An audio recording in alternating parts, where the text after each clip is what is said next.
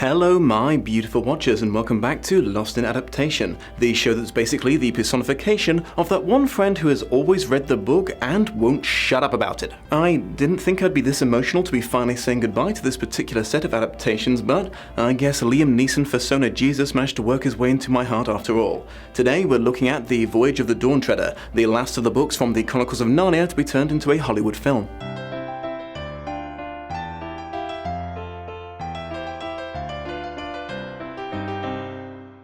Published in 1952, Dawn Treader is the third book in the Chronicles of Narnia by C.S. Lewis. As this is my third video about this series, and Lewis is one of the most well-known authors in the world, I won't bore you all with an extensive recap. However, if you do crave one, you can check out my reviews of the adaptations of the first and second books. The bare basics is this book is part of a 7-book series about a group of children who occasionally visit a magical world in another dimension and take part in epic struggles there. They're known for being highly captivating with young readers and for being very heavy-handed with the religious allegory that forms the basis of most of its plots and characters. Lewis took a slightly different approach to this book compared to its predecessors. The Lion, the Witch and the Wardrobe and Prince Caspian were essentially war stories, while Dawn Treader is a high-seas adventure that was undeniably fraught with peril but involved no main antagonist or major conflicts. It's also unique in that it borrows from more than just Christianity for once, including references and homages to Irish mythology and ancient Greek stories like Homer's Odyssey. It's surprisingly segmented for a book of its modest length.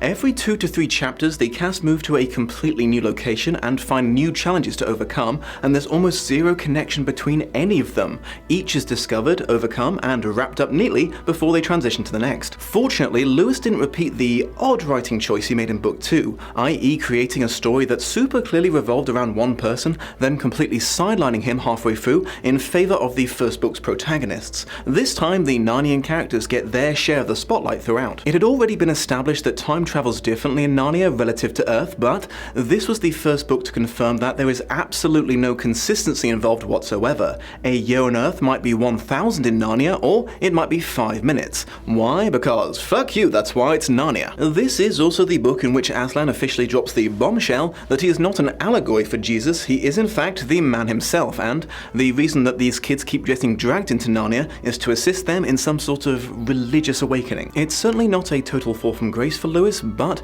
general opinion is this book lacks the punch of the others in the series due to its lack of through plot, though I don't think that would excessively bother the book's intended age range. I mean, I certainly don't remember noticing it when I was a wee nipper. The film adaptation Under the Microscope Today was released in 2010 after a change in production studios. After Prince Caspian failed to pull in comparable numbers to its predecessor, Disney unceremoniously dropped the series. It was picked up by 20th Century Fox, which amusingly led to the 3 films being reunited when Disney assimilated them into the collective in 2019. It was directed by Michael Apted, who is most well known for his popular biopics Coal Miner's Daughter and Gorillas in the Mist. He also directed the Pierce Brosnan has super jumped the shark-era James Bond flick The World Is Not Enough. That's the one where Denise Richards plays a nuclear physicist named Christmas Jones. For so many reasons, a long list of screenplay writers who took over from one another is usually a harbinger of doom for a film, especially in adaptations, so my heart sank when I saw this one. It starts with Richard Lee Garavanez and Stephen Knight. It was then passed on to the writing duo Christopher Marcus and Stephen McFreely, and finally onto Michael Petroni for rewrites. As you can probably guess, his resume is the one that had me the most worried. All the Pevensies returned, William Moseley and Anna Popplewell made cameos as Peter and Susan, Skandar Keynes and Georgie Henley reprised their roles as Edmund and Lucy, and Will Poulter and his hypnotic eyebrows joined the cast to play their cousin, who is a boy called Eustace Clarence Scrubb, and he almost deserves it. Liam Neeson once again lent his godlike voice to the godlike Aslan, and Ben Barnes, an actor who seems to be constantly popping up in the adaptations I review, once again took up the role of the native Narnian human and local king, Caspian. In a confusing but amusing twist, Apted insisted that Barnes use his natural British accent, preferring to utterly destroy all consistency between films rather than have to endure the awful pseudo-Spanish he had previously attempted in order to match the conquistador aesthetic they gave his people. Barnes confirmed on a livestream that he tried his best to argue the point to avoid confusion, but was ultimately overruled. The only major change to the cast was the replacement of Eddie Izzard as the voice of the Mouse Knight Reaper Chief. cheap. Apted wanted an older actor to voice him, presumably to imply that he was getting on a bit in mouse years. He pushed very hard to fill the role of Bill Nighy, but the producers felt that he was too old, so Simon Pegg ended up getting the gig. Now don't get me wrong, I'm a big fan of Pegg, but he is in fact 8 years younger than Izzard, so that's two British icons they managed to disrespect for absolutely no reason in one fell swoop. How very dare they? The film pulled in the 12th highest gross of that year, though the numbers show it suffered an unusually sharp decline in ticket sales after its opening weekend. It wasn't a flop, but once again it failed to get anywhere near the result The Lion, the Witch and the Wardrobe did. There's some really beautiful art showcased in the end credits, originally created by famous illustrator Pauline Baynes, who worked closely with Lewis and his BFF J.R.R. Tolkien for decades, a legitimately touching tribute to her after she passed away. Alright, let's talk adaptation. The Pevensey kids are split, conveniently down the line of those that Aslan said were too old to return to Narnia and those that weren't. Peter and Susan are off in America with their parents, and Edmund and Lucy are staying in Cambridge with their aunt, uncle and cousin Eustace, who is a total dickhead. One day the little bugger starts a pointless argument over the artistic value of a painting of a nice looking ship decorated with a dragon-shaped bow, and shortly later all involved are a tad surprised when said painting comes to life and all three of them are sucked into the middle of the Narnian Sea. King Caspian, oh wowza, hello Mr. Barnes. Goodness, the stubble is a good look for you. Sorry, as I was saying, King Caspian turns out to be in command of the ship and picks them up, welcoming them back to Narnia and explaining that he's sailing off to the edge of the known maps to track down 7 lords that his evil uncle Miraz had banished from Narnia for not being evil enough or something. Eustace continues to be a total dickhead and seems to fail to grasp the magical nature of the situation he's in despite overwhelming evidence, taking to writing bitchy things about everyone in a diary. Their old rodent friend Reepicheep is also along for the ride. Apparently he's been harboring a lifelong obsession with reaching Aslan's country, which supposedly is to the eastern end of the world, and, well, you know, it's the Garden of Eden, isn't it? It's all allegory in some way or another. The first port of call is a group of islands that used to be part of the Kingdom of Narnia, but haven't been checked in on in over a century. It turns out the place is now being run by slave traders, and the key cast members are captured to be sold. Fortunately, this doesn't get very far before the good guys liberate the island, discovering the first of the 7 lords they seek along the way. I should mention that from here on, it's another one of those adaptation situations where the film is pretty loyal to the events of the book, but said events occur in a radically different order. To be fair though, in this particular case, it's not terribly detrimental to the story because of the previously mentioned segmented nature of the book. Like, I legit didn't even notice at first because it's really hard to remember the order that things occurred in the book. Eustace continues to be a massive dickhead and gets called out for filching the dwindling supplies on board ship. The crew find themselves on an island filled with invisible adversaries that insist that Lucy attempt to undo a magic spell put on them after a disagreement with a local tyrannical wizard, their invisibility curse apparently being the kind that can only be undone by a young girl. Lucy sneaks into the wizard's home and reads through his spellbook, narrowly resisting the urge to use a spell that would transform her into her idealized physical self. After finding and casting the Control Z spell, the crew's opponents are revealed to be mono-footed dwarfs of limited intelligence and sanity, and the wizard is revealed to not be particularly oppressive to them at all. He's a pretty chill guy, and he's willing to show them his sick floor-mounted iPad with Google Maps. His directions, alas, do not prevent the Dawn Treader from having to sail through a nasty storm that almost kills everyone. They eventually get to another island and discover a pool of water with what appears to be a golden statue lying at the bottom. Fortunately, they decide to poke it with a stick before doing anything else and discover the water turns everything it touches into solid gold. They deduce the poor bugger in the pool must have been Lord Number 2, so they scratch him off the to-do list, then almost get into a scrap with each other before realizing that the bling-making water is a cautionary tale of greed leading to ruin just waiting to happen, and noping on out of there. Eustace sneaks off from the group to go and be a dickhead on his own and finds a hoard of dragon gold, along with evidence of the probably dead Lord Number 3. Apparently, a known side effect of fucking with this sort of thing in Narnia is becoming a dragon oneself, so the lad gets a makeover that he has to explain to his travel buddies in a hurry. Despite them having had a rather tense relationship up until this point, Reepicheep goes out of his way to counsel him through this rather unexpected second puberty, and they become friends. The adventurers eventually come to the Table of Aslan on the last island that exists before the end of the world, covered with inviting food and seating the 4th, 5th, and 6th lords who look like they may have been there for a while. The crew had apparently seen Pan's Labyrinth, so were not intending to touch the food with a 12-foot barge pole, but a sexy lady who's also kind of a star assures them that the men's comas are completely unrelated, so they can dig in. Caspian thinks she's a total hottie and appreciates her telling them what to do next on their quest. They end up in a dark fog filled with nasty shit you probably don't want any part of, fight a big old sea monster, and Eustace stops being a dragon and a total dickhead, much to everyone's relief. They set sail to the east end of the mortal world and the border of Aslan's country, which is surrounded by miles and miles of floating lilies. When they reach it, Reepicheep takes a one-way ticket over the state line, and Aslan turns up to tell the kids that their time in Narnia is up, and Edmund and Lucy, like their older sibs before them, can never come back. But it's okay, because he's not so secretly been Jesus this whole time, so they will see him again someday. In your world, I have another name. You must learn to know me by it. He's not the Messiah, he's a very naughty boy!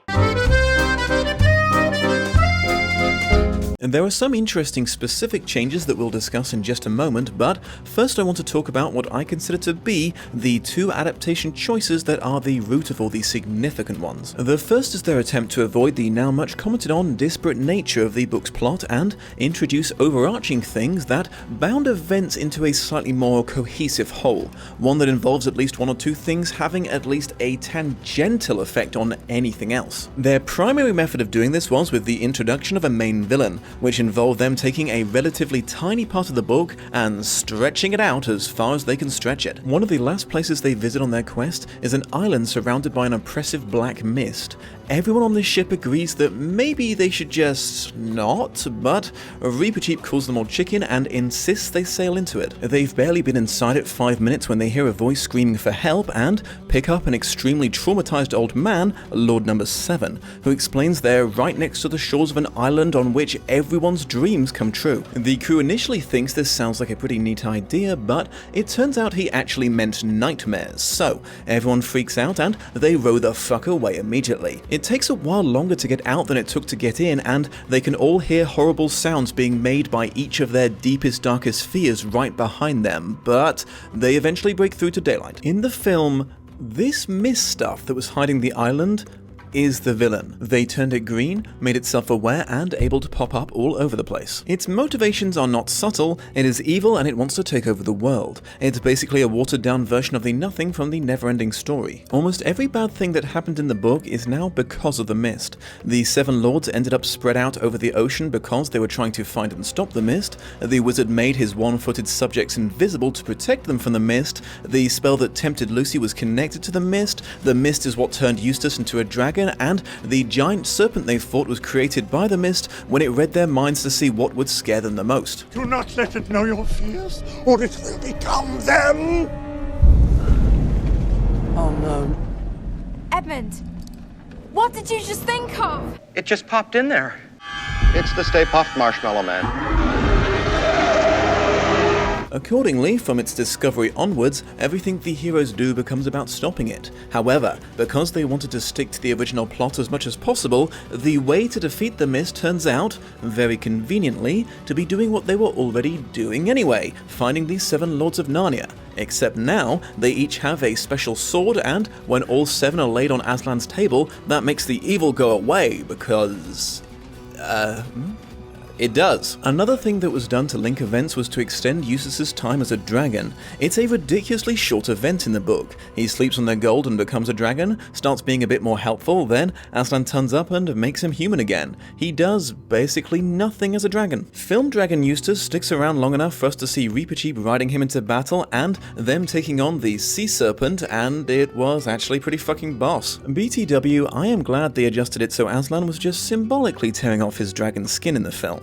In the book, it was literal. Eustace lies down and Fursona Jesus rips the dragon flesh from him with his lion claws to reveal the boy underneath, and the way that Eustace described the feeling of it sounded just masochistic enough to make me deeply uncomfortable. The second major sweeping change was clearly an attempt to compensate for the same issue that the adapters of Prince Caspian faced. None of the recurring characters have anything that even resembles a personal arc. It really seems like Lewis was utterly unable or unwilling to think up any more development for the Pevensies after their first appearance in The Lion, the Witch and the Wardrobe, and King Caspian hella follows suit in his second appearance. The only person with any sort of arc was newcomer Eustace. It's not a subtle arc, consisting entirely of being a complete wanker, spending some time as a miserable dragon, and learning to appreciate the kindness of others, but it's more than anyone else gets. So once again, it was up to the screenwriters to try to invent some character arcs to keep the film interesting.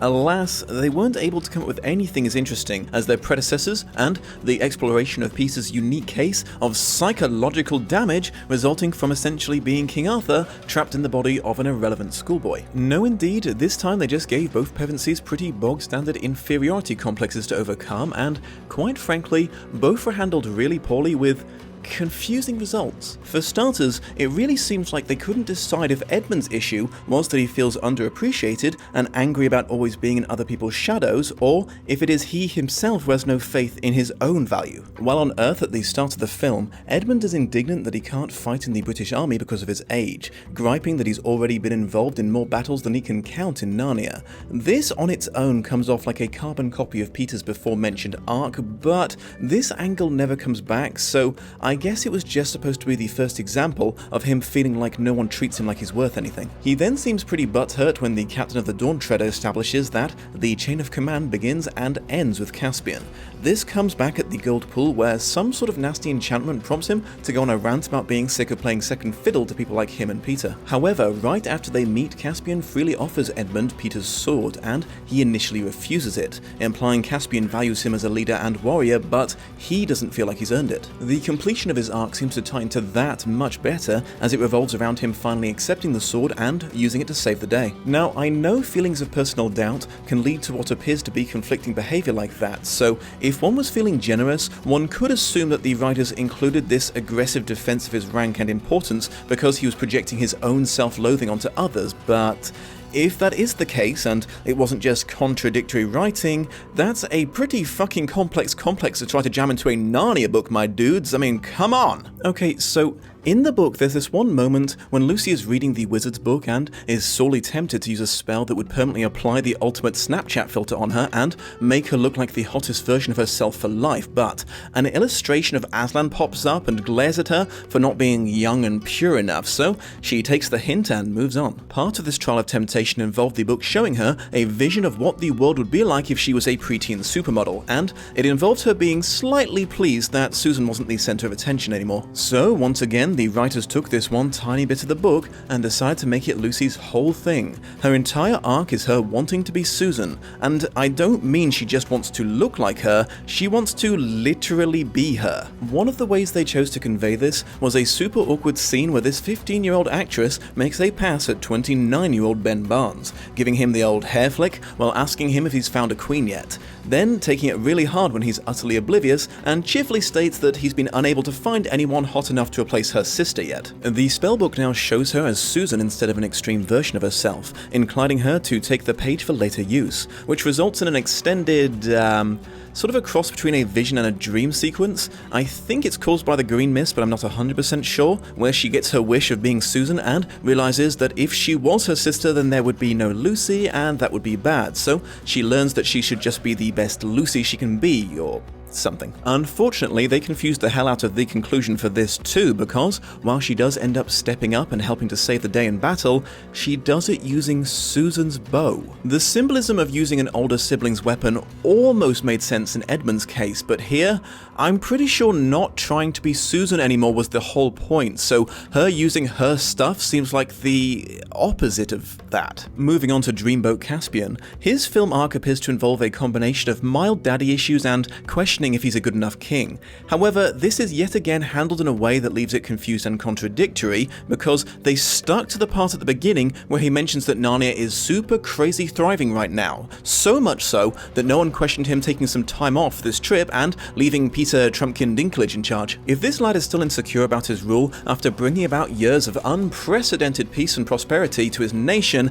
I think he kind of needs treatment for clinical depression, not a quest to find his dad's old drinking buddies. As mentioned, Eustace Eustace had a simple arc in the book, but they added some flair to it as he actually does something when he's a better person, fighting not only as a dragon but as a human too, as he tries to slash his way through the mist and get to the table with the last of the swords. Despite having a lot more post-dragon time in the book, the closest thing to him achieving anything was him breaking a sword on the sea serpent scales in a brave but ultimately ineffective attack. Not as huge as the last two changes, but there's notably way more emphasis on solving issues with sword fights in the film. In the book, Caspian liberated the slave town using a clever bluff involving pretending to have a whole Narnian fleet waiting just off the coast, and powered through replacing the local governor before anyone had time to think about what was going on.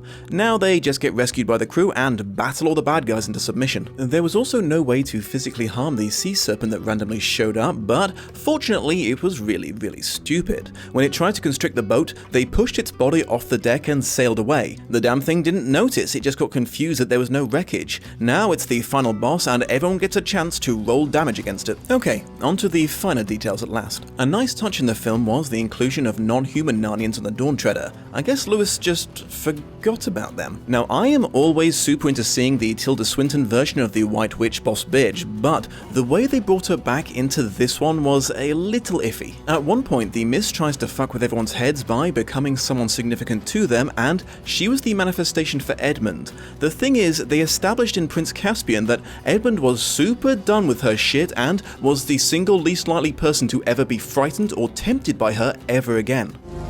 I know. You had it sorted. Reepicheep's early relationship with Eustace has taken on more of a mentor role than the purely antagonistic setup of the book, in which the mouse's short temper and easily wounded pride clash super hard with the lad's shitty sadistic attitude and colossal sense of entitlement. You might remember that Lucy commented that Aslan looked bigger in their second trip to Narnia, and I discovered that this was believed to represent the children's religious connection to him growing stronger. When she sees him for the first time in Dawn Treader, she's shocked to see that he is the size of an elephant now, but they clearly decided that would be a bit much and hard to explain in the film, so it was quietly ignored. A volunteer joins the ship on their first stop in the hopes of finding his wife, who was sent off as a sacrifice to the Mist by the evil slavers and vanished. Once they're en route, it turns out his daughter stowed away. I assumed that she was going to be involved in Lucy's arc in some way because she sort of took her under her wing, but for the life of me I don't understand how that ties into her needing to get over wanting to be Susan. Actually, now that I think about it, how the hell did she even sneak on board when they were loading the ships using dinghies? Pretty sure someone would have noticed a little kid sitting in the boat with them, because I did not in a million years think that they would include a scene where Lucy, the character whose whole deal is being the embodiment of all that is pure, makes a pass at an older boy. I didn't at first realize that that was what was happening when she asked King C if he'd found a queen yet. Instead, I assumed this comment was the setup for when Caspian meets and falls instantly in love with his future wife Lilandil, the Star Girl, seeing as that did feel a little tacked on in the book, and fleshing it out would provide a good way to make the story more film compatible. However, they actually went in the opposite direction. Lilandil wasn't exactly a star in the book, she was the daughter of a star who had taken on human form after burning out. She and Caspian hit it off so much, he asked her to come with him back to Narnia on the return trip, and she agreed, later leading to their marriage. The epilogue summary is completely skipped over in the film, so their romance was basically non-existent, restricted to Caspian and Edmund being kind of creepy sleazers to her a bit before she buggers off back into the sky. You are most beautiful. Oh, if it bothers you, I can change my form. No, it's great. Super appealing. Thanks. So you should probably go and save the world now. Super appealing. Hey, do you want to come back to Narnia with me and grab brunch sometime? You know, I think that I would honestly rather go back to the cold vacuum of infinite empty space. Goodbye. Wow, that was the second woman to literally leave the world to get away from me. I need to rethink my life. There's no major parts of the book left completely neglected, though it takes a little while to be sure of this because everything was in such a different order, it's bloody hard to keep track of what's been covered. And there was a lot more than lilies in the sea surrounding Aslan's country in the book. Some of it was really cool and some of it was really weird and metaphysical, and I was kind of disappointed not to see any of it. Examples include the water becoming so clear you could see all the way down for miles and see huge kingdoms of ocean people living on the peaks of submerged mountains. The seawater also started becoming so so sweet and refreshing it could be drunk instead of eating food, and actually made several of the older crew members young again. Funny story, when I sat down to watch this film, I said to myself, I bet they leave out the part right at the end where a talking lamb walks up to them, then almost immediately transforms into Aslan, and I was correct. They did not feel the need to include the part where Aslan becomes a lamb for 30 seconds for seemingly no other reason than to hammer home the Christian symbolism. As mentioned, Lilandil was the daughter of a star, not a star herself. Her dad's name was Ramandu, and while the film referred to his island by name, he himself is absent from the film and his role completely absorbed into the poor girl getting drooled over. Some scenes that heavily involved Reaper Cheap are removed. Apparently this was a point of contention between Fox and Apted. They allegedly wanted to save money by cutting down the CGI character's role, though thankfully the director was able to stand his ground for the most part, as he understood that Reaper Cheap was kind of essential to the plot. I was sad to see they left out the old dragon guarding the gold that Eustace found that waddled towards him, then promptly died of old age. The best part was, when Eustace turned into a dragon himself, he fucking ate it. Yeah, it turns out that dragons are super enthusiastic cannibals in Narnia, which is a hilariously dark piece of trivia to include in your book for children. The group theorized that this dragon was either the reason for one of the Narnian Lord's deaths, or the Narnian Lord himself also turned into a dragon like Eustace. So hey, well done lad, you literally ate the rich, I am proud of you. Originally, the thing that got Lucy's attention in the Wizard's spellbook wasn't a spell at all, but a story written in the middle, which Lewis insisted was the best fucking story ever written, but refused to reveal any details about. One can only assume this was some sort of additional reference to the Bible, or possibly just Lewis trolling us like it's Tenacious D's tribute. Final thoughts. I think that this was a well-intentioned attempt to work with a story that happens to have been written in a way that is utterly incompatible with a film's pacing and storytelling format, and makes something that is in some way cohesive and watchable while still adhering to the core of the original story. I think they did a good job connecting the events together into a single narrative, but fell short a bit integrating the new character arcs. The single most overwhelming feeling I have towards it is, it's okay. You know, it exists, it could have been worse. Much worse if the studio had had their way about it. Apparently Apted had to take a stand on a whole bunch more things than just Reaper Cheap, including them taking issue with Eustace not being likable enough before his personality change, which is, you know, the entire fucking point of Eustace. They also apparently micromanaged the budget,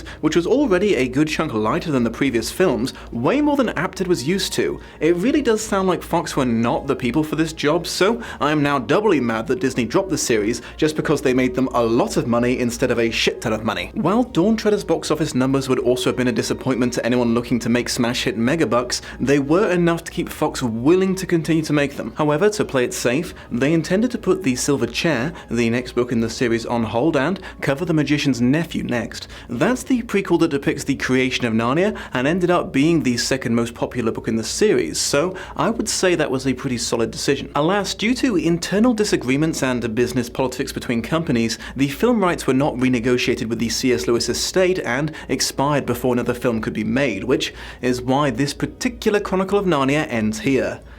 Adieu, fair land. Adieu. If you would like to keep this Narnia train rolling and at some point hear me discuss the books that didn't get adapted into this run of films, or perhaps the lower budget BBC TV miniseries, let me know in the comments. Thank you for joining me, my beautiful watchers. If I could leave you with the standard reminder that the inner workings of the automated YouTube algorithm seems intent on punishing any channel that fails to get an ungodly amount of engagement, so any likes, comments and shares you feel inclined to throw my way would be deeply appreciated. If you would like access to my Discord server, check out my Patreon page. Even though it sometimes takes me a little while, I always get back to anyone who posts a question or comment for me there. There's also exclusive content in the form of lost episodes and podcasts. Oh, and feel free to check me out on Twitter. It's mostly just random garbage and a lot of cat photos, but I don't know, some people seem to like it. Please take care of yourselves out there, my beautiful watchers, and I hope you join me next time.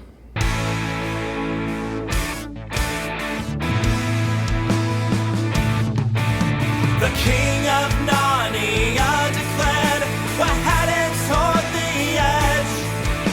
The mousy swordsman took the helm, and this is what he said. He said, come tread the dawn, come tread the dawn, come tread the dawn with me. He said, come tread the dawn, come tread the dawn, come tread the dawn with me. Much love and appreciation to my patrons of honor, Shelby Hote, Satel Spurtloff, and Kat Harker. Shout out to Ilnej for performing this awesome tune, check out his channel for more parody and original songs, and a huge thank you to this video's co-producer, Kate Robinson. She does some really amazing work on her channel that I think you would really enjoy, so be sure to check that out too. Someone would not stop being a noisy boy, so yeah, no, now he gets utilized for likes and shares, don't you, buddy? You know that's the punishment for being noisy. Then completely side-liming him, heart-liming, choice he made in book 2, i.e. creating a story that slooper, i.e. creating a story that slooper